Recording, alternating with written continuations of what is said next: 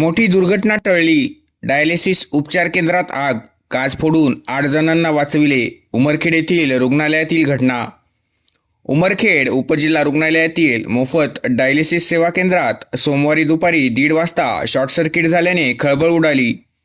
कर्मचाऱ्यांनी प्रसंगावधान दाखवत खिडकीची काच फोडून 8 रुग्णांना बाहेर काढून त्यांचे जीव वाचविले, तर काही कर्मचाऱ्यांनी फायर सिलेंडरने शॉर्ट सर्किटवर नियंत्रण मिळविल्याने पुढील अनर्थ टळला.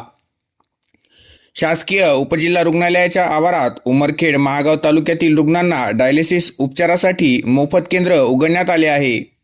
सोमवारी दुपारी अचानक फटाक्यासारखा आवाज होऊन शॉर्ट सर्किटमुळे डायलिसिस केंद्र धुराने घेरले गेले. आरडाओरड करणाऱ्या रुग्णांना कर्मचाऱ्यांनी खिडकीच्या काचा फोडून बाहेर काढले. सुदैवाने यात जीवितहानी अथवा कुणीही गंभीर जखमी झाले नाही. मागील अनेक दिवसांपासून वीज ये जा हाय व्होल्टेज व लो व्होल्टेजचा प्रकार सुरू आहे.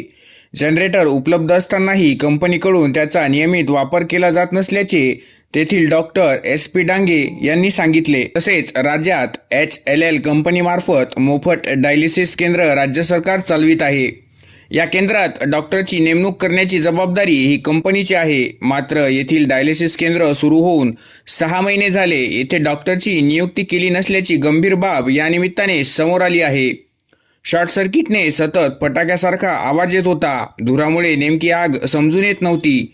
तरीही कर्तव्यावर असणाऱ्या 9 कर्मचाऱ्यांनी भांबावून न जाता प्रसंगावधान दाखवून उपचार घेत असलेल्या 8 रुग्णांना सुखरूप बाहेर काढले.